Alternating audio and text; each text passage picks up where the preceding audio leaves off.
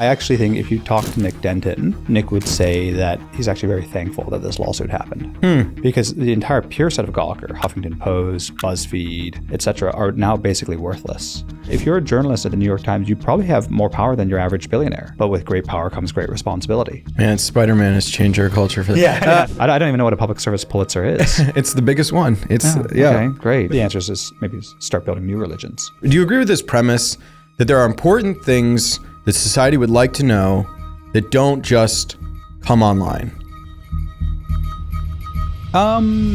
It's 2009. 24-year-old Oxford law student meets Peter Thiel on a campus tour and casually suggests the idea that would eventually bring down Gawker. Today on Newcomer, we hear from the man who planted that seed, Aron D'Souza. Now he's back with the PED-fueled enhanced games and Objection AI, a Peter Thiel-backed platform that lets anyone challenge a news article, triggering a line-by-line investigation by former CIA and FBI agents. I'm Eric Newcomer, author of the Newcomer newsletter, where I cover startups and venture capital. Let's get into it.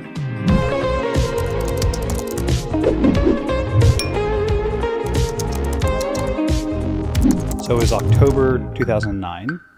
I was a 24-year-old first-year law student at Oxford University. I had literally been on campus for like 5 days. Remember, this is about nearly 20 years ago. A friend of mine was dating Peter Thiel at the time. And he said to me, oh, me and my boyfriend are coming to campus. And, you know, I knew a little bit about Peter, as PayPal Peter, as we knew him then. And he said, oh, can you like show us around campus? So I was like, yeah, sure. So I gave them a tour around the campus of Oxford, and we were just like walking around the gardens. And Peter was the very first billionaire I had ever met. And I said to him, oh, you're a billionaire. You must not have any problems. And he said, oh, yeah, I've got lots of problems. And I said, well, what is your greatest problem? And what can I do to help you solve it? And he said, oh, there's this gossip outlet, Gawker. They're writing this horrible stuff about me. And I don't know what to do. And I said, well, why don't you sue them? He said, well, if I sue them, it'll get more attention. I said, well, what are you going to do? He said, well, you know, me and my friends are thinking about buying them for $30 million. And I said, well, that's terrible because you're going to reward bad behavior. And I said, well, aren't there lots of people who are in your similar position who don't have the resources to sue Gawker who aren't billionaires? And I said, probably the most important words of my life, I said, maybe you can just fund someone to sue Gawker on your behalf in sort of like a proxy war. And Peter was like, oh, that's really interesting. And I said, oh, let me go write you a paper about it. I'm not sure if it's legally possible. Maybe that's why it hasn't been done. What is student solution? It's like, I'm in school. What's the thing I will deliver? A paper. Yes, I will write you a paper. Yeah. So I went back and I went back to my little desk, my little room, and I wrote a paper about whether or not this would be legal. And I literally, like, you know, this is before ChatGPT or anything. I went to the law library. I looked at the rules about litigation financing. I think I talked to a couple of professors. And a couple of weeks later, Peter was back in Europe, and we met up. And I presented him this idea. I wasn't looking for a job or anything. And he said, how much and how long would it take to destroy Gawker, like bankrupt them? And I had no clue. So I said, oh, better get a big number and a lot of time. I said, 5 years and $10 million. And he was like, great, I'll send you the money. Let's get started. And it took exactly 5 years, and it took exactly $10 million. And we approached it not like a legal case, but more like a startup. And so we built a focus team. How many people? At its peak, we were employing 20 people. Including people working for the law firm you brought on? Firm. Yeah, we set up the law firm specifically for this. Oh, really? Yeah. Oh, okay. Yeah. So you go to find the lawyer before you found the case. Is that right? Yeah. So we knew that there were going to be cases because Gawker published so many articles. So they would publish several hundred articles a day, and their back corpus was like 1 million articles or something. So we were like, there must be a target. There must be a target, right? I mean, that in some ways is the intellectual argument against this, that like somebody who produces that much stuff is, you know, everybody breaks the law in some way. Exactly. You know? Like if you produce that much content that quickly with such low editorial standards and compliance processes, you must break the law at some point. And so if you're just, you know, my thesis was, well, we can just consistently monitor this every single day, taxonomize all the articles, and then reach out to get the lawyers to reach out to the subjects of the articles and say, hey, we have a philanthropist who does not like Gawker. Do you want to sue them? And that's literally what we did. And then we knew we hit the jackpot the morning of the Hulk Hogan. They literally posted 10 seconds of people having sex, which was unauthorized. Right. And then Charles Harder, who is our lead lawyer, was friends with Hulk Hogan's lawyer. And so the minute that article got published, phone call, David Houston, who was Hulk's lawyer, said, yeah, we're definitely in. What can we do? Let's Hulk smash them. And that began the journey. So, Gawker, owned by Nick Denton. Yeah. And run by Nick Denton, had Valleywag, which was, if you were in Silicon Valley, it was a force to be reckoned with. It was a key sort of publication shaping the narrative. Not a lot of respect for privacy. Owen Thomas, the reporter, sort of famously said, Peter Thiel is gay. Is that the exact headline? I'm sure you know. Peter Thiel is, what was the headline? Peter Thiel is gay. It was before my time. I think probably both of us. It was 2007. Yeah. I don't even think I graduated high school yet. This is how long the saga went on for. Owen Thomas says, everybody knew. And so it's just a matter of just like putting online a thing that like all the insiders knew. So that happens. Also, Valleywag was obsessed. You can respond to that. But I just want to give, it was obsessed with like Clarium. And then was also just like, I know people where they'd post pictures of them like in a hot tub, just like everything, it'd just be tracking sort of the gossip. Rich people. Yeah. And so what was it, the outing that made Peter Thiel the angriest? It was, but we also have to remember, 2007 is 20 years ago. The attitude towards being gay has changed very rapidly. And Nick Denton is also gay. And Owen Thomas, who wrote the story. And Owen Thomas is gay. Right. And so it was this, very homophobic attack by gay people themselves. Yeah. And I always say that Nick Denton wished he was Peter Thiel. Right? He's like an Oxford educated philosopher who tried to be a tech entrepreneur and like really failed, and is gay too. And I think he was always quite jealous of Peter and his success. And coming out is a very personal thing. And no one should be outed against their will without their consent. And I think we can all agree upon that today. And it was something like very wrong that they did. And it wasn't just that. They just attacked everyone in Silicon Valley. They attacked everyone in Hollywood without any journalistic integrity. And I talk to a lot of journalists now, and I use the Gawker example. And they say, "Oh well, Gawker wasn't journalists." They weren't. At the time, people definitely thought it was. Yeah, absolutely. Right. When we came out of the woodwork in 2015, 2016 to disclose that we had funded the lawsuit, it was, the New York Times and the Columbia Journalism Review all were saying that this was the most terrible thing imaginable, this chilling effect on journalism. Well, I definitely, and I oppose the lawsuit, to be clear. Probably less stridently than I did at the time. Yeah. I do think are you a libertarian? Very libertarian. Yes. Right. Isn't the best answer to like a free press problem just like more speech? And just by saying, okay, you could get sued, you create fear among even sort of more sensible publications instead of just answering the problem with more speech. Like what's your response to that argument? No, I think that the courts are a very important process, and like the rule of law is remarkably important. As we'll get to with Objection AI, obviously. And the problem that I observed with Hulk Hogan is Hulk Hogan is a true celebrity. He is very wealthy by the standards of an average American, and yet he could not afford access to justice. To go through the entire court process cost $10 million. It took years, and I think we can all agree that is the dysfunction of modern life. Like, the rule of law is the backbone of a capitalist economy. If you can't have rule of law, you can't have capitalism, you can't enforce contracts. And, the court system is so slow and so expensive, how do we have justice? In the Gawker case, Gawker would make a similar argument to what you just made, which is that they might have prevailed if they weren't bankrupt sort of by the time, because they had to, pay the bond. The bond made them unable to stay alive. You don't buy that. No, I don't buy that. I actually think if you talk to Nick Denton, Nick would say that he's actually very thankful that this lawsuit happened because the entire peer set of Gawker, Huffington Post, BuzzFeed, etc., are now basically worthless.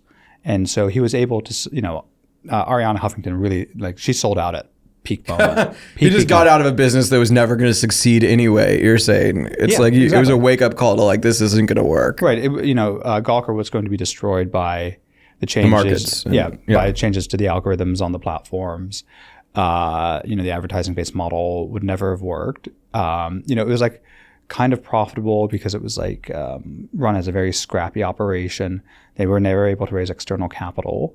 But I'm just saying. But the bankruptcy in 2016 actually helped Nick Denton get to an exit much faster, and he admitted this in an article I think in Vanity Fair a few months ago. Right, but in terms of the legal process playing out and getting justice, if you assume justice is the actual all the appeals have been made. Yeah, Gawker couldn't even afford to get to the end. It didn't even play out. It played out in a particular jurisdiction, Florida, that seems more hostile to the sort of San Francisco, New York media set, than if you sued them in those states. They were sued in a court that normal American people appear in, not But us New York elites are not normal American people. The jury of the peers of Nick Denton is, elites in Fifth Avenue. Not what he got, Yeah, and it was actually quite a telling moment in court that in our opening statements we referenced the fact that Gawker had just leased these very expensive offices on Fifth Avenue, and we use this as an example. These fancy. You're demonizing the wealthy here. Yeah, wealthy elites in Fifth Avenue. Right. And everyday Americans Hulk Hogan, Terry Bollea, he's this hometown hero. He played baseball for the Pinellas County. Peter Thiel obviously has no problem with being wealthy. I mean, he celebrates the wealthy. Yeah, right. There's an argument made in court to a jury. How did you pick the lawyer? It's Charles Harder, right? Charles Harder, who has become now a very famous defamation lawyer. He's counsel to Melania Trump, among many others. Charles is a very special individual among lawyers because he doesn't think like a traditional lawyer. Most lawyers are how do I bill more hours? Right? That's all they think about. How do I bill more hours? How do I make this more convoluted? Because they're always acting in their own incentive. Charles, would be a startup entrepreneur. He thinks outside of the box, and because this wasn't just a legal strategy, it was also PR, it was data, it was technology, it was capital financing, structuring, tax, and there were so many dimensions to this, which Charles and I, sort of co-founders of this project, brought together. And I've never found another lawyer like him. The idea that as I do now for all conversations, I prepped with Claude, not an advertisement, and its biggest concern with the Gawker suit wasn't the actual substance, but just the sort of financing issue. Or what is your view? If we lived in a culture where people are sort of funding all these lawsuits on other people's behalf, but that is the culture today. So if you slip and fall, at a podcast studio, you will get a no-win, no-fee contingency lawyer. The lawyers do it, you're saying? Yeah, the lawyers are financed by hedge funds. Gawker was financed by a sketchy Russian oligarch named Viktor Vettelsberg, who was eventually sanctioned after the Ukraine war. And so ultimately, financing is just a normal part of this equation. And should an individual not be able to access philanthropic funding to pursue justice, you would say, can the ACLU and other NGOs not bring lawsuits or support lawsuits? Right? I don't think so. Do you like some of media? I mean, this is going to be relevant to later in our conversation. What do you like about media? I think media has a very important job to communicate facts. Right? It's the only constitutionally enshrined private sector position in most countries. Right? Doctors, lawyers, engineers, teachers are not enumerated with special powers in the United States Constitution, yet the press is.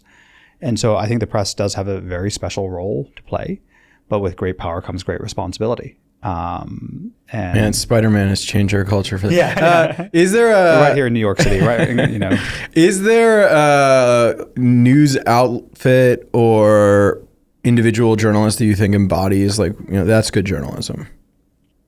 I think as a category, I think podcasters are very interesting because they have to build an emotional relationship with their listeners in a way that you're like, right here, we're doing it. This is we're the doing best it like right now. Yeah. And I think, there's a higher degree of trust right.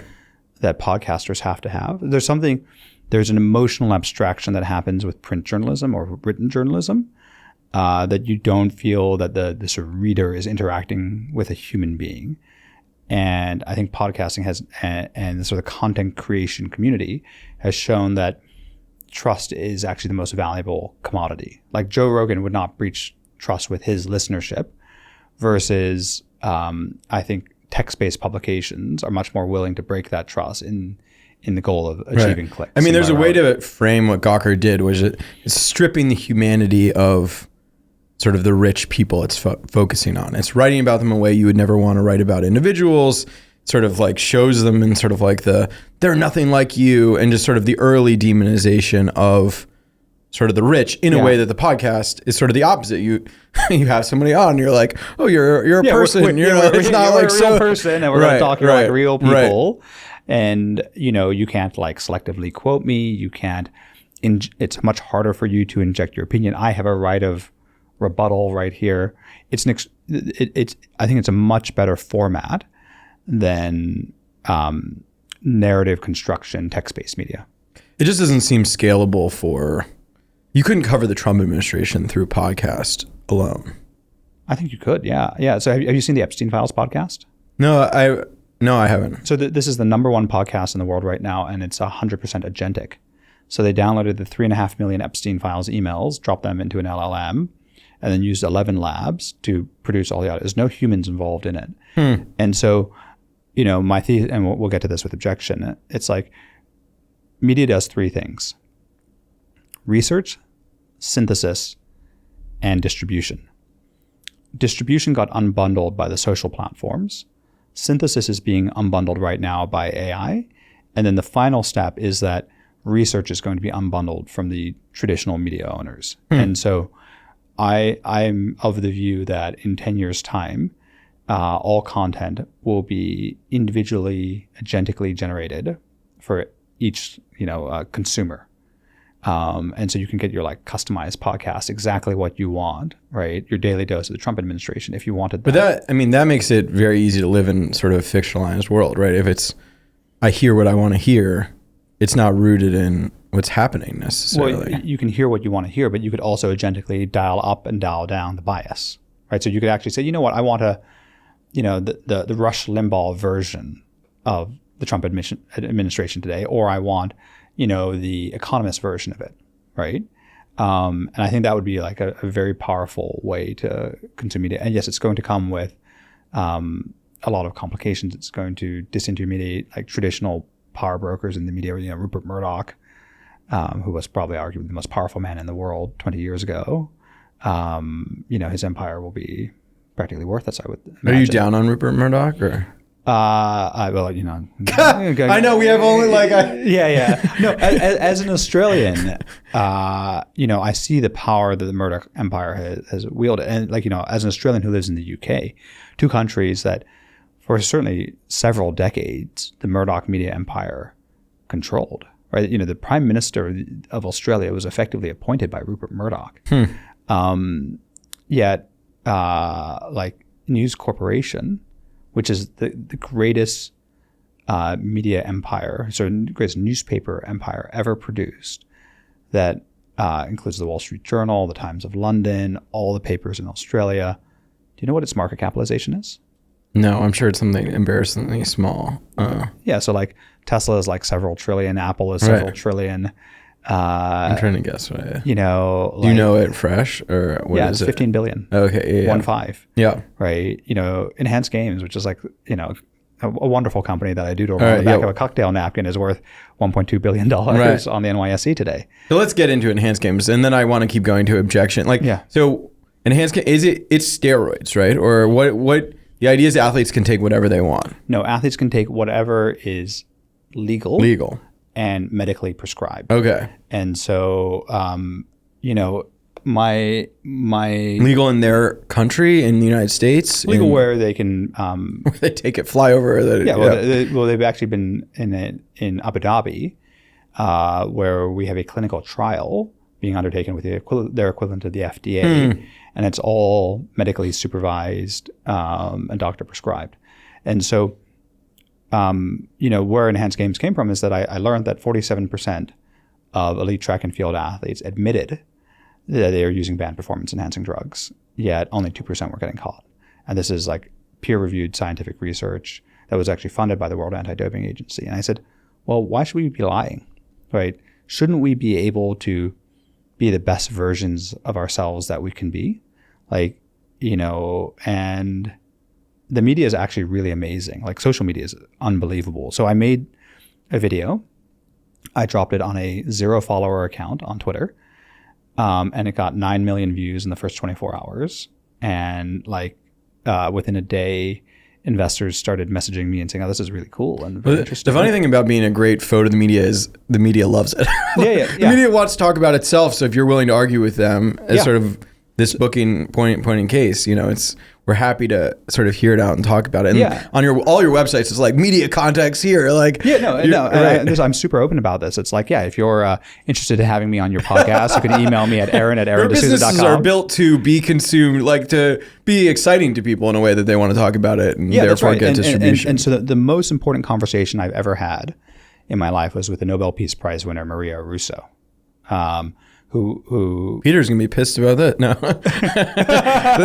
So maybe. I'm number 2. Number 2. So Maria got the Nobel Peace Prize. She's a blogger in the Philippines. For fighting the dictator Robert Duterte. And she said to me, to understand the world, you have to understand just one thing, which is social media. And to understand social media, you need to understand just one fact, which is that controversy travels 9 times faster than truth.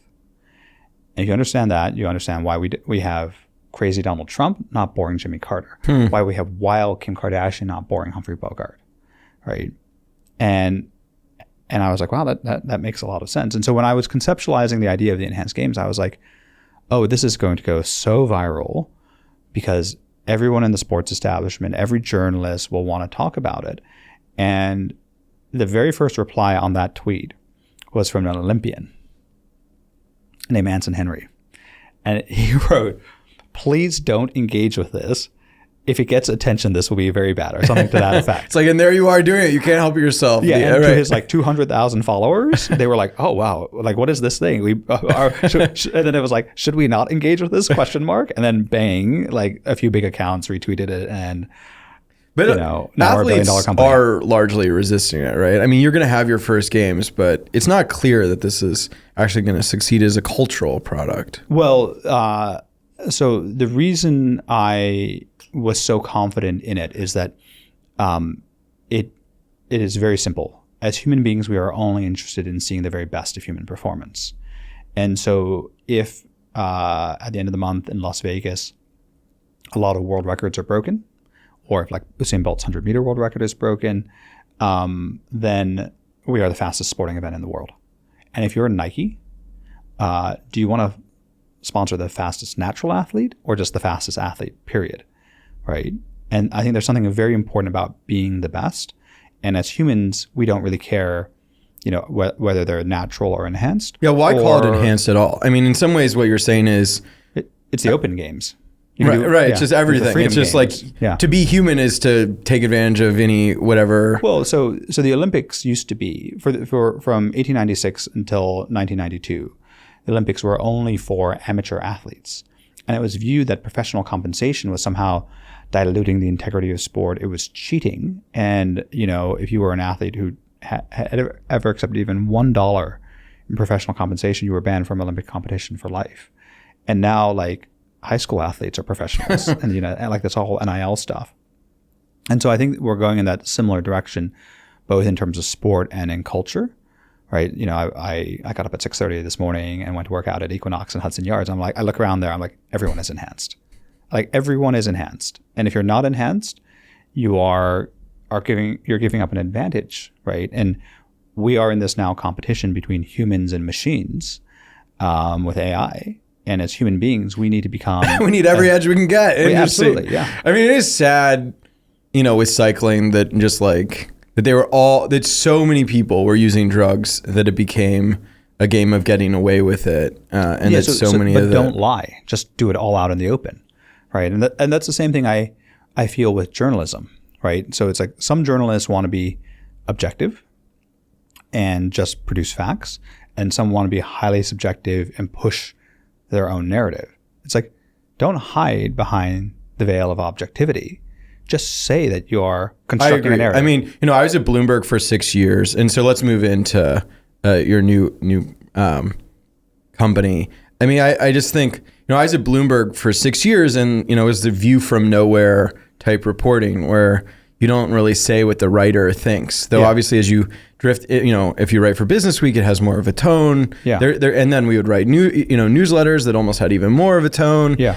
And it just becomes, I get the value. It's like for the AP and Reuters and some parts of Bloomberg where it's like, even if the reporter has a perspective, trying to have view from nowhere when you cover the Fed or something has a lot of value. But for a lot of types of stories that are so complicated and there's so much perspective involved, I think just admitting, as I do now with my Substack, that I have a point of view. This comes from me. This is my perspective. And trying to say what's opinion. And they're willing to pay for that. Right. And they're saying, I like your point of view.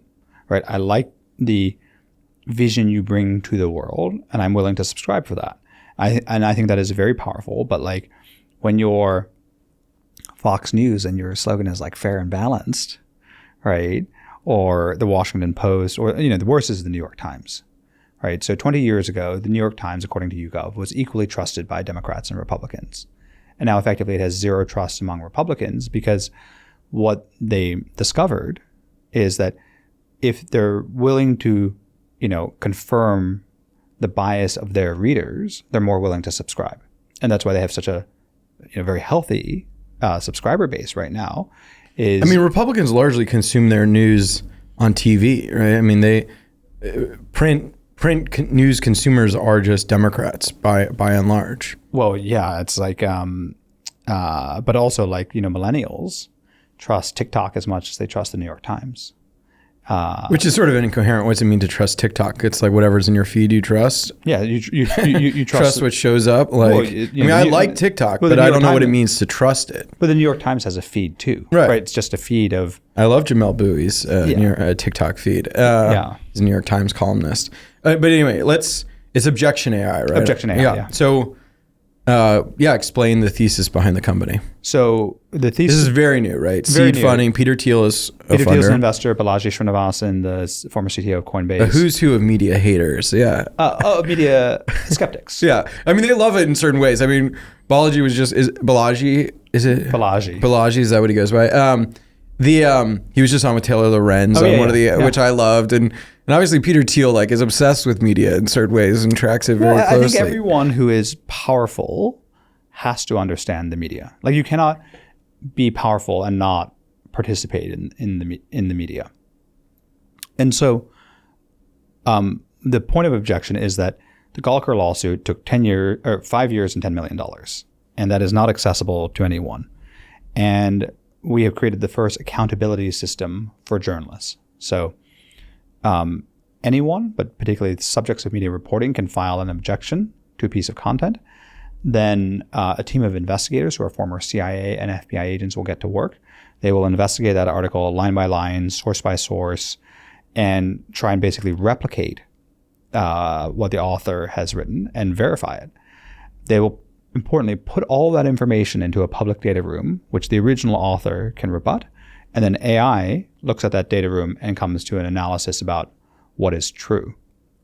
And I think this brings to an important point, is that journalists say that their job is to hold truth to power. And that powerful actors, whether they're politicians, billionaires, or CEOs, should be subject to high transparency. But if you're a journalist at the New York Times, you probably have more power than your average billionaire.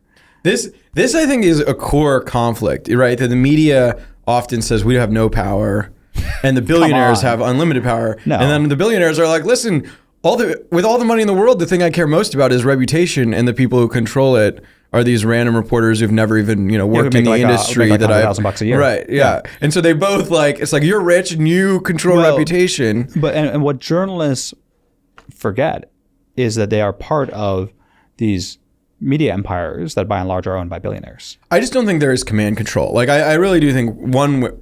Come on. I was a New York Times intern. Like the Sulzberger, there's a culture like journalism, but I think it was sort of a good culture. It's like, you check your sources, you give people a chance to respond. Like there are lots of things that like I've joked before that there's like a priesthood of media, right? Like media is sort of like non-economic in certain ways. Mm-hmm. There are all these like you win by, getting awards, not necessarily by building the biggest business. So there are these cultural and sort of, inbred sort of principles. Yeah. But I just never really felt working at any media organization. I think you're lying to yourself. I think you're totally lying to yourself. The most egregious, like, I tried to write an essay, so it was subjective, in the opening remarks for Business Week, criticizing like billionaires sort of having too much control.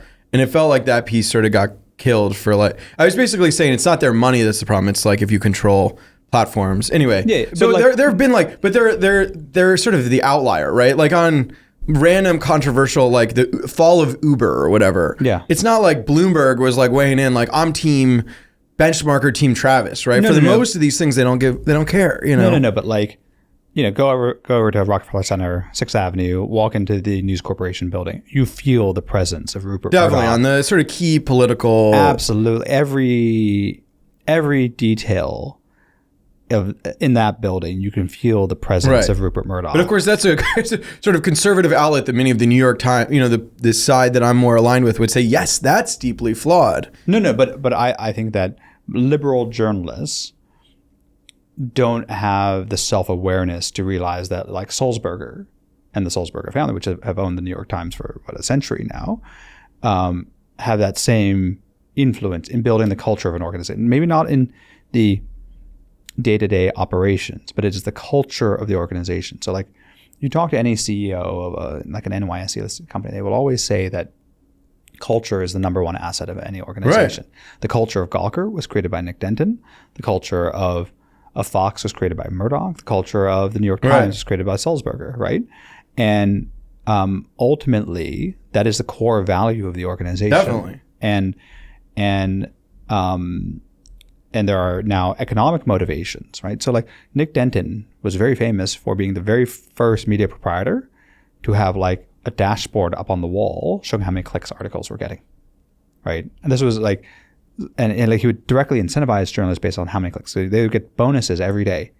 And now that is perfectly normal. I mean, I think the New York Times is one of the best institutions in America. So we are extremely far apart and we can debate it. I want to come back to it, but I want to finish explaining what Objection AI is before. And I agree that you create a culture and that decides sort of what the publication is about. But aren't you a conservative, or I don't know, you believe in culture, right? Like, isn't culture like important? Like you want companies with good cultures. So the fact that there is a culture itself isn't a problem. No, absolutely not. Right. Every organization has a culture, right? So it's impossible to have a cultureless organization. But let's be frank and honest about what that culture is, right? So the New York Times is a Democratic paper now, but it's not a Republican paper. It is not a neutral paper, right? It is not a neutral arbiter of truth, right? It is a political masthead. And it's obvious that it is a conscious business decision that has been very profitable for them over the last 10 years. Okay, we're going to talk about the New York Times a little bit because, I mean, they certainly could be more to the left, right? I mean, there are traditions of journalism where you would be more on a team, like the Guardian, like in the UK. Right? In the UK, there's much more clearly like we're on this team with this team. In America, I think the argument is that they're fundamentally these newspapers are like pro-democracy, and there's sort of one party consolidating power. Like just like if you look at that, we're going to get into a crazy argument that like. Well, literally, the House of Representatives is moving away. Like the percentage that Democrats would have to win the House of Representatives is going up by percentage. It's now like 4%. They'd need a 4% swing Yeah. to win. But like to suggest that one party doesn't believe in democracy, Yeah. like is that your Well, insinuation? Trump is literally flirting with whether he would have another term regularly. He gives out, I think, hats that say he would have another term.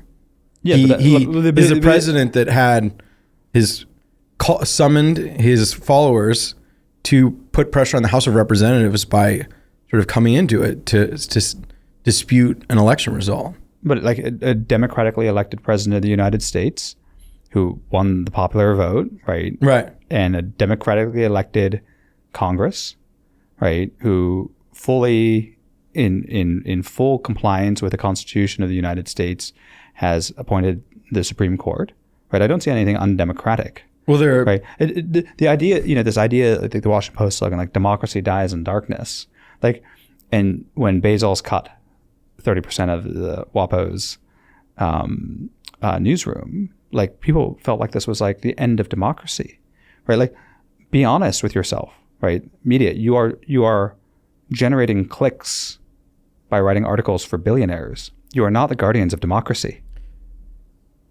Take the like get off your moral high horse. The New York Times story on Cesar Chavez, like that's one, right? That story doesn't happen without the New York Times doing reporting. It's on a leftist saying that he, abused some of his followers. Yeah.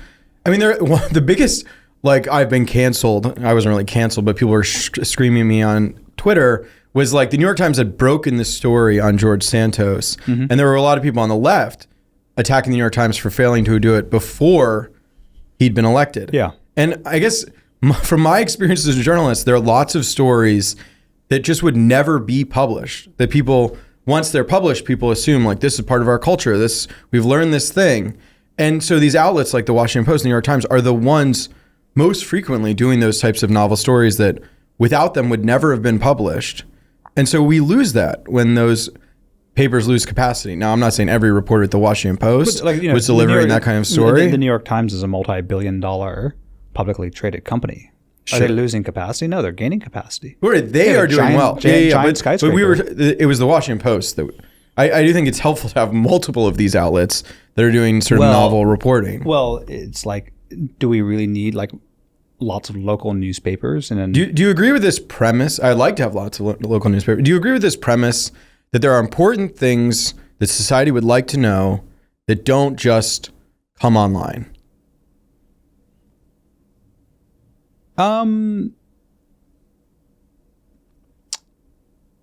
But does that mean that we have to like create a special privileged position for the New York Times? So you agree? You just think that? I'm just saying it's part of what gives the New York Times value. If you don't give them any credit for the fact that like the core thing they do is this really hard thing, that there are sort of facts about the world that are not online, especially as we enter an AI world. This matters more and more. I feel like, but like what Sam Altman is doing, or like what I'm doing, is like I think really important to our society. But we don't get a special constitutionally enshrined position in society. But you were defending the constitutionally enshrined position, right? No, I was noting that it exists. You don't think there should be a constitutionally enshrined position, or? Well, I think with great power comes great responsibility, right? If it is for the distribution of facts, right, then I believe that there should be a constitutionally enshrined privilege. But then, there should be a very high liability for libel, for invasion of privacy, to the point where I think it actually should be criminalized, right? Because if you, it's the same thing with politicians. If you give politicians great power, right, in the corollary, if they are corrupt, there should be huge consequences. So this is what Lee Kuan Yew did with Singapore. He said, yes, we're going to pay our ministers extremely well. They wield almost dictatorial power, and they were able to take a mosquito-infested swamp and make it the richest country in the world. But he said, if you're corrupt, straight to jail, right? Straight to Changi prison, right? Brutal. And I don't believe that there has to be both sides of the coin. Sure. There's a lot to unpack there, but I want to go back to objection. Okay. I guess first of all, from the sort of I've been maligned by media side. Yeah.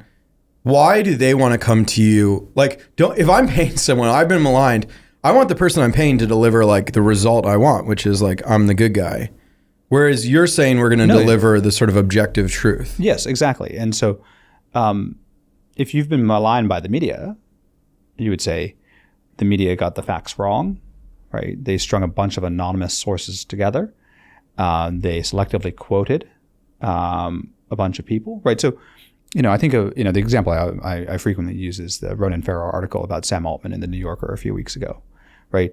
Ronan clearly went out and said, I'm going to write an article about how bad Sam Altman is. He didn't say, I'm going to go gather a bunch of facts and then be an objective viewer of this. He clearly had a narrative, and he found a lot of sources that would confirm that, some of which were on the record and some were off the record. But he admitted he spoke to 150 people, and he distilled that down to deliver the narrative he exactly wanted to deliver.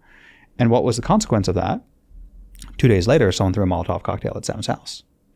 So that story should never exist because they're random crazy people? That, number one, Ronan should be held to an extremely high standard because he's wielding monopoly power greater than one of the wealthiest individuals in the world. Why is it monopoly power? Because he has an immense ability to distribute, right? In the New Yorker? Yeah. That's like a dying publication. That's laughable. The New Yorker has prestige, but it is certainly in no way a monopoly. It's like...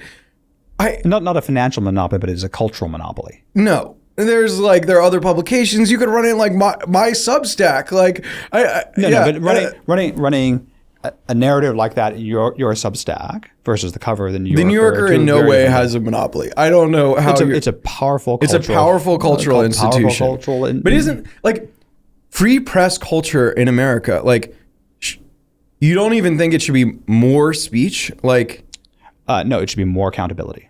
Right. So every on the record source. Isn't this going to ruin the internet? Because the most sloppy people with their speech are random commoners online, right? Commoners, commenters. Commoners. We're not supposed to say that, but whatever. Same difference. The elite media, is far more intentional with what they say. They at least talk to lawyers. Random people like opining online are much sloppier. Although, the corollary to that is, you have a citizen journalist like Nick Shirley, who's just like a kid with an iPhone that did better investigative reporting than anyone at the New York Times. That's definitely not true. I mean, it's not clear. It's very hard to assess what he's presenting. Well, but it's also very hard to assess what Ronan Farrow and the New Yorker is presenting. So, like, how can we make journalism better? But I mean, Sam Altman is going to be a figure of like mini profiles. Like, to me, the answer on Sam Altman is definitely Ronan Farrow like has a narrative. We call it a story. Like, people want a story to have he talks to a bunch of people. And even if you were arguing in court, opening arguments, closing arguments, they have a narrative. You're presenting, you organize the facts. But you need to present evidence. Well, you present evidence in a story. You're I talked to blah, blah, blah. I talked to... No, because this is what happened. They can get corrections. I go to court and I present my narrative. It's adversarial. And the documentary evidence must be presented. So the average federal court case in the United States has 250,000 documents supporting it, right? Outcomes a 50-page judgment. So there's like a 99.99% compression ratio. The New York Times writes a big investigative piece, might be like 2,000 words long. On average, according to ChatGPT, they have 10 on-the-record sources. And if you assume they speak for an hour, that's about 100,000 words of information that is distilled down to like 2,000. So you have like a 98% compression ratio. And so what I'm trying to do with Objection is to fix the decline of media. So according to the Gallup poll in 1970, 70% of Americans trusted the news media. That's down to 28% today and 8% among Republicans. And, I'm here in New York City today. I'm going to talk to some of the biggest media proprietors in the world. None of them are really focused on solving this trust dimension. Like, if you talk to journalists, they say, well, why don't you just pay journalists more money, right? That doesn't actually solve the structural problem. So how can we actually fix the structural problem of the decline of journalism? Number one, journalists need to show their work. Right? So if you're going to write a story and it's backed up by sources, like just upload the source videos, right? upload the source documents. I'm not against what you're saying necessarily. I just think that like practically my readers are not going to go and spend the time to audit what I'm doing. But this it helps silly. you, like it helps another company potentially mine my work. But my actual readers are sort of deciding, do I trust him or not? No. I think that the trust will be higher if you presented all of your background material, right? So this is why podcasts are very powerful. It's like, if they're consumed mostly through clips. Like people, it's like nice to have the whole thing, but like most people in the core monetizable audience they want the clip, but the clip is the opening wedge to watching the full unredacted transcript. And so maybe only like a small percentage of your audience wants to go like really deep, but that's like very meaningful. And in the era of AI, our capacity to read is unlimited. So having an open public data room attached to every story would actually substantially improve the quality of reporting. And I don't think you can doubt this at all. I think it could be valuable, and I agree. I think journalism will be open to it if like the reader shows interest in this stuff. Like I think if you can convince journalism, companies that people will trust them more because you can have a nice way to show like the sort of archives of their reporting. That could be the case. I'm somewhat skeptical you'll succeed in getting enough readers to like engage with it that it really changes their reputation. I don't think it's about readers engaging for generating monetization. It's actually for AI training, right? So 20% of all the data that ChatGPT is trained on is news data. But as I said, news data is like 99% compressed. And so if one had access to the unique first-party recordings, this is a constantly refreshing source of data that could be used to train the most advanced AI model that it's ever existed. I want to get back into like the pieces of what objection is, because so one is sort of you've been, there's been a hit piece about you. Have a response, independent investigation. There's another piece which is, I guess maybe not a profit center for you, but sort of, I don't know if it's brand exercise or what, but like we'll create a contractual agreement for whenever you talk to a journalist, you should sign in advance. Yeah. So one thing that's like really shocking about journalism is that Jesus. One thing we can keep that in, so who's slick and who's not on this show. One thing that's really shocking about journalism is that we sign terms and conditions when we do everything in life. When I go to the physiotherapist, when I go to the swimming pool, when I check into a hotel. But when we do an on-the-record media interview, right, there's no paperwork, right? I came here to your studio today. I know, I was going to laugh about this. I didn't say anything. Yeah. Right. But should I have said, why? I mean, for a podcast, why should we sign anything? Well, what are the usage rights of all this content? I guess I cut it all down. Yeah. Like, are you going to, shouldn't it be better if I say, okay, you assure me that you will not, that like you will publish the full unredacted version of this, including you spilling the water on your shoe, right? It's like, I want that in there. Because if I spilled water on my shoe, it would definitely go in there. It'd be like, repeat. No. Yeah, exactly. Right. So you have the full unredacted version of this publicly available on your YouTube channel, right? Yeah. And like this should be. I just think media is such a shitty business as it is. Like it's going to be hard, any more like burden. Like, oh, this is going to make it slightly more likely I get sued. But I think this is actually what structurally needs to happen is that someone needs to come through, and this is now my job to say, how are we going to restore trust in this very important institution, right? So subjects need to have contractual relationships with reporters. Reporters need to show their work, right? They need to show it in the most comprehensive way possible. Like, why do we trust courts? Why do we trust science so much more than we trust journalists? Even though 50 years ago, trust in these institutions was all about the same. And journalists have fallen off the cliff. It's because in science, you have to show your work, right? It's peer review, right? So wouldn't it be better if the New York Times was going to publish a massive investigative piece that it goes to like Fox News first for an independent review to make sure that, if they're using anonymous sources, it's been correctly done, that, they've weighed both sides correctly, right? But that's what would happen in science, right? I want to dig in. I mean, a piece of this is you don't like anonymous sources. Is that fair? I mean, are you coming around a little bit on this? I think anonymous sources are a massive power asymmetry, and that there is a technological solution to solving it. Okay, well, that might answer. I mean, because like in tech reporting, like a lot of deals are just reported anonymously before they're announced. Yeah, and as someone who is a technology venture capitalist and founder, right? The quality of this is just so sloppy, right? But more often than not, like if you report like the valuation terms, like they're right, and people want to know that information, and a lot of these like rounds are like widely known among like lots of people who haven't even like signed contractual agreements. No, but like I saw an article in the FT a couple of days ago. It's like early open AI investors are criticizing Sam Altman. Sure. Yeah. And then it's like, well, there were lots of people who were early investors. Are they people who invested in a triple wrapped SPV? I'm just trying to point out that there are plenty of genres of reporting, whether it's like factual, like financial information, like where it's almost become part of the process that like even the people involved are leaking it. Sometimes people involved are leaking it, but like ultimately there should be external verification of the use of any anonymous source. Yeah, I think if you can figure out like verifying anonymous sources that come true, we were talking about this I think if you can verify that anonymous sources come true, those people should get extra credit. Because that's good journalism. And so one thing that we'll be releasing in a couple of weeks is the first ranking system. I know. I thought you were going to have in time for me to know where I stand. Yeah, where do you stand on the list?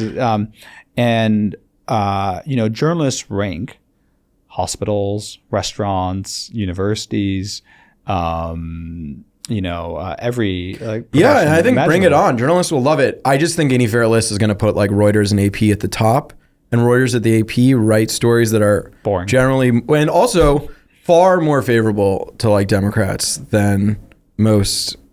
Like Fox is not going to do well. Like Fox got sued and settled for what?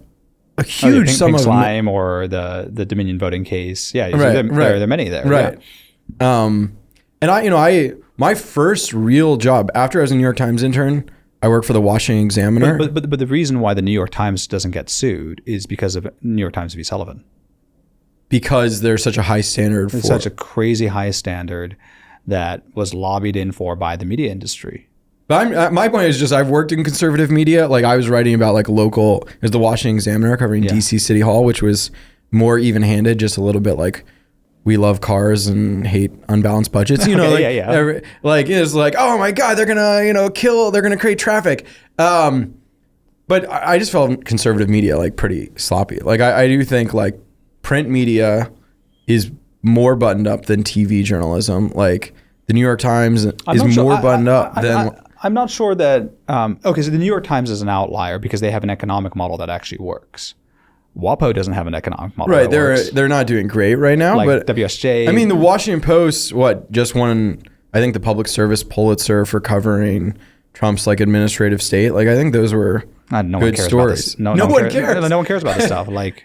I don't even know what a public service Pulitzer is. It's the biggest one. Okay, great. But that's I don't know what the argument embedded in that is. You get paid I do think the news consumer being sort of pretty low quality is part of the problem, right? We don't have a discerning you can't news say, consumer. You stupid Americans aren't smart enough to read the newspaper. It feels that way right now. I mean, that is such an elitist. An elitist. You're elitist. Are you kidding me? Like I admit that I'm an elitist. Let me get in my limousine, but I'm a capitalist. Like I don't apologize for this. I don't apologize in believing the elite. Like part of what makes the New York Times work is those reporters are very sophisticated, know a way of practicing their craft. But then the problem is there that it's this oppressive economic model. Right, the average journalist in the New York Times earns like $120,000 a year. You can't even afford like a walk-up studio in the West Village for that anymore. I agree. Let's figure out how to make them more money. Or I don't know what your point is.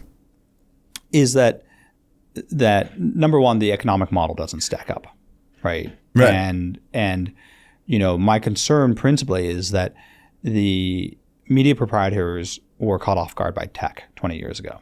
So the first unbundling of distribution people like Sulzberger and Murdoch did not understand.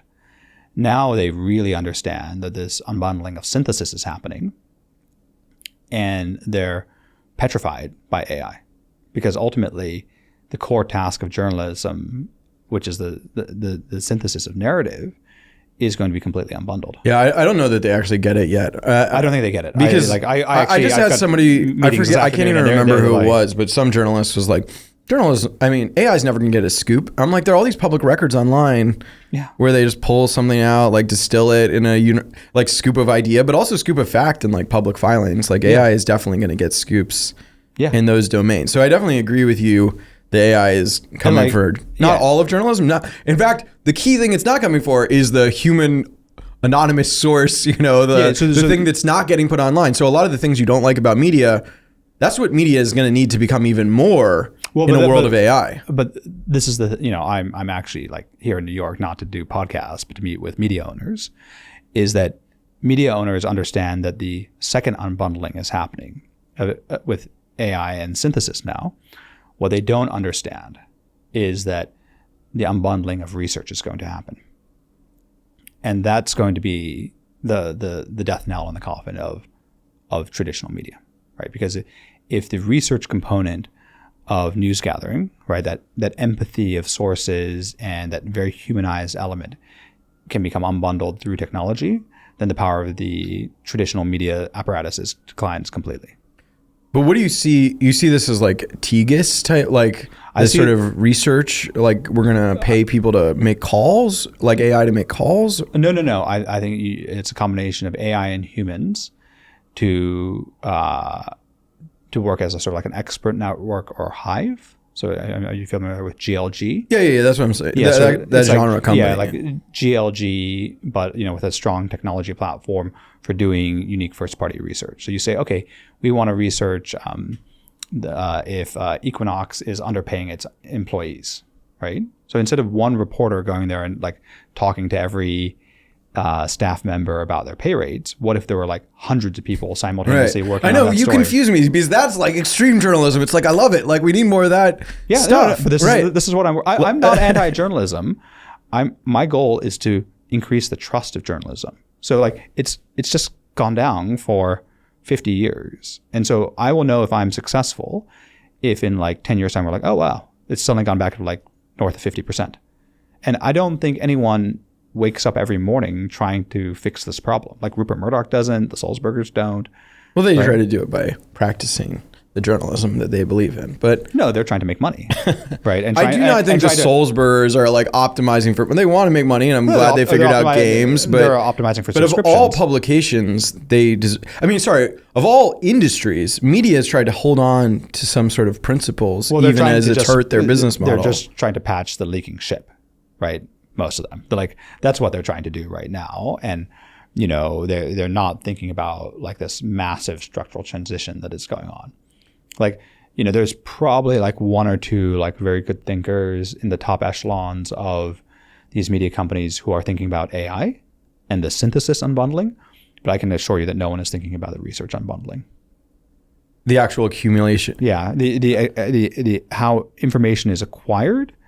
And there's some elements of how human thought is used to adjudicate, rank, train, tag that information. Balaji has expressed this point of view recently that sort of like everything that should be written about is sort of the stuff we put online. Like that it's sort of like online is our self-presentation, and that the stuff offline, that's like private. Mm-hmm.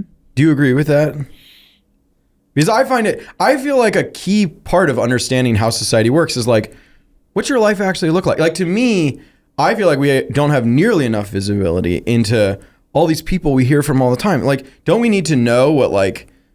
do you need to know like... I feel like we need more of a portrait. We all become part of what people like about podcasts is that they get a little bit more of the humanity. But I want an even more extreme, like, let's give a real sense of like... But I think AI is actually like very good at that. So it's like, I was talking to a journalist and they were like, oh, what color is like Peter Thiel's couch? And they were like, I want to write this like in-depth, very personal piece. And I'm like, don't you know how to use Google? Like, you could like if you knew what you were looking for, and AI can do this very well, you would be able to figure out where his houses are, who his interior designer is, and what his taste in art and architecture. Well, journalists don't want to be like probably right. They want to know. They want somebody who's seen the couch, not like, oh, it could be. No, but like you could actually find all of this stuff. It's already all on the internet. I'll throw up the gauntlet. I don't think you can find Peter Thiel's couch. You might see a picture that is of Peter Thiel, but it'd be sort of hard to know that it's like. No, but AI is actually very good at that. You could, get Claude. Come back right in the comments. Here's a picture of Peter Thiel's Please, couch. People, smart engineers out there, can you figure out what kind of couch Peter Thiel has? I wanted to ask specifically the whole like Antichrist sort of thing. I mean, you made a point earlier in this discussion that the stuff that gets people's attention is, sort of controversial. Like, do you think the Antichrist thing is like an attention-seeking strategy? No. I think,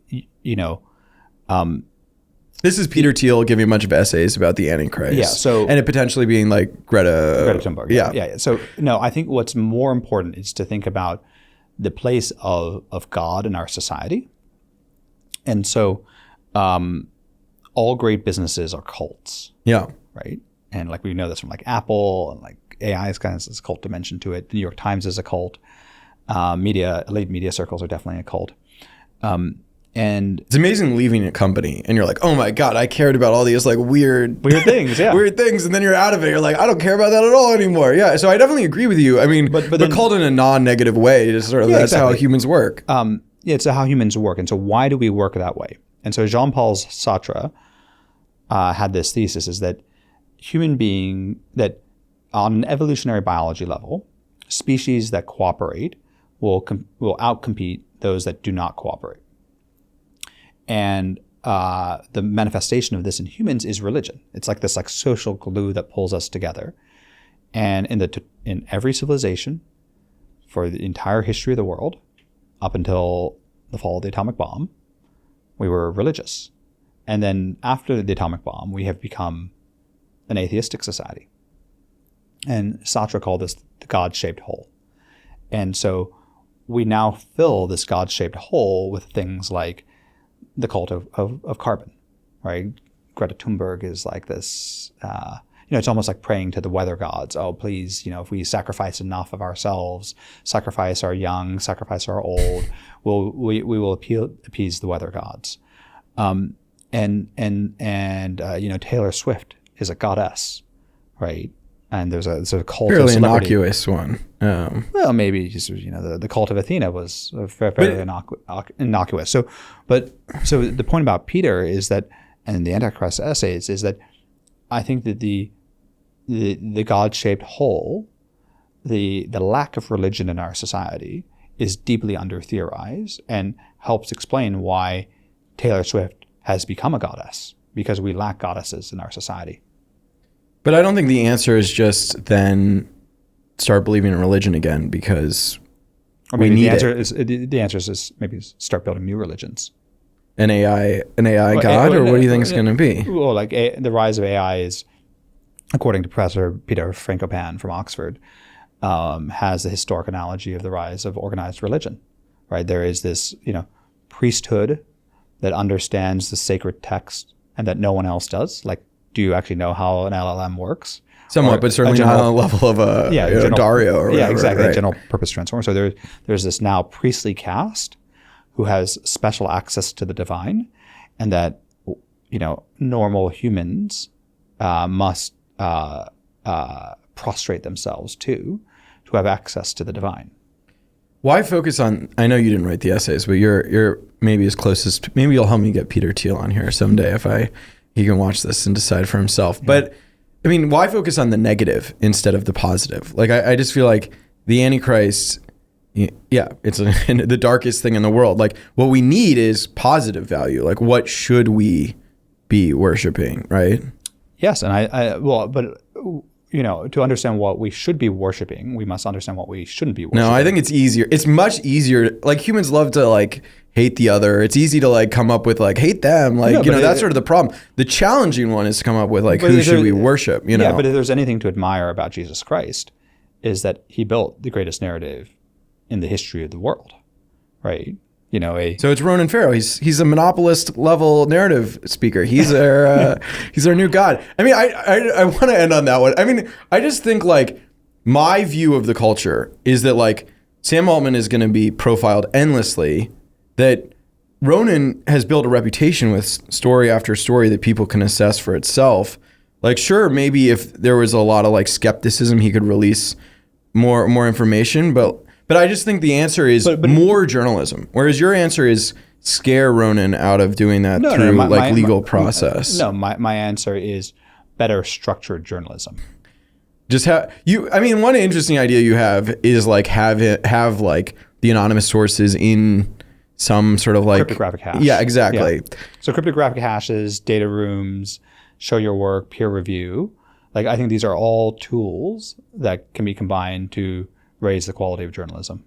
And I can see it. I don't making up anonymous sources. I just don't know that it's like, I don't think that's Ronan Farrow's like problem. I think your issue with Ronan Farrow is much more likely to be just like his selection of how to present the narrative. Exactly. And so if we now have the tools to judge the presentation of narrative, and that's what AI and are very good you're at. The guy who like brought down Gawker, which I'm the guy who's done many things. Yeah, you've done many things, but I'm just saying you're now building a company that sort of needs equally the people who hate the media and the media to like them. Like, what is your message for journalists when one of the things you're most known for is sort of what many journalists see as like a hostile act? Like, how are you going to get journalists to the table? But your own owners are very hostile. Hostile to journalism, like Rupert Murdoch, and the clickbait incentive structure of journalism today is very hostile to the art of journalism that you go to journalism school for. Yeah, well, clickbait's sort of on the way. That problem was a sort of Facebook specific.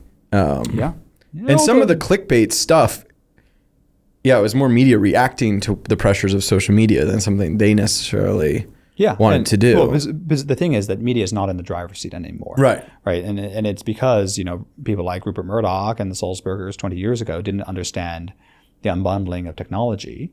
And now that is, it's ever present in their face. And they still don't understand it. Like, it's so painful to watch these legacy media owners. Like, years ago I was talking to them about AI and they had no clue what was going on. And, they did these sort of cash licensing deals with people like OpenAI. But they should have done equity deals, but they didn't. My worry with you is just the sort of, if I think a lot of what you're doing is like very interesting and I support. And I like this idea of like having to actually like rank reporters and like assess them over time and trying to sort of figure out the objective truth online. And we're going to have all these problems like with AI, like right now they depend on the media in some ways to adjudicate like prediction markets and stuff like that. But I do worry that a lot of it, like what you're actually doing in the beginning is sort of just the like go after stories and sort of for hire, like we're going to, figure out all the information we can to undermine this story. Yes, absolutely. We should undermine, but you want to undermine fairly, right? It's undermine. It's an adversarial process. It's like undermine, find all the information that could undermine the story. Because if I'm assigned to peer review a scientific publication that's going to go in like the journal Nature, I should do absolutely everything I can to find any flaws in the argument. Because if a major publication like the New England Journal of Medicine or the Lancet publishes even a modicum of false information, that can have disastrous consequences. And in particular, I point to the MMR causing autism scandal, right, where the Lancet published that article, and in retrospect they should have done a lot more peer review. And to this day, I think if you talk to your average American, they would think that the MMR vaccine causes autism. Right. And as someone who got measles or mumps when I was in college, because there's not enough herd immunity, I take that very seriously, right? And so you think about what damage has been done because journalists are not subject to that same level of peer review and scrutiny. Right. And I agree with you. I think sometimes, and I'll wrap up soon, I'm sure you have to go, like the, reporters, sometimes because they're employees, are at a disadvantage on these like online, like talking about their stories. I feel like one thing that I've really had as an advantage is just like being self-published. Sure. Yeah. This is the then I can actually like respond. Whereas the New York Times is sort of like, we want to publish the story and let that speak for itself. That's our editorial process. And so then you don't have this like dialogue. Yeah. Whereas like for me, it's like, I need the dialogue. I want more engagement. Yeah, exactly. So I support a lot of these things. And I think some of it is just like the media industry shifting still to this online world where you have to be sort of like open for discussion and feedback. I don't think the legacy institutions, they're adjusting now to the first unbundling of distribution, but they have no. There's more coming. there's so much more coming, and it's going to hit them like a tsunami, and they haven't even properly thought about it. Aron, thanks so much for coming on the show. Hopefully the first of many. I really enjoyed it. Yeah, absolutely. Thanks for having me. Thanks. That's the Newcomer Podcast. Thanks for listening. Please like, comment, subscribe. Check out my other show, The Cerebral Valley Show. Also on YouTube. Go to the Substack, newcomer.co, and read our coverage of startups and venture capital. I'm Eric Newcomer, a longtime journalist. Now I say I'm an influencer who exceeds expectations. I ask hard questions about the startup and venture capital industry. Follow along wherever, watching, reading, and even coming to our events. I host the Cerebral Valley AI Summit. Thanks for all your support. I love the comments. I love the likes. Please keep them coming. Thanks so much. I'll see you next week.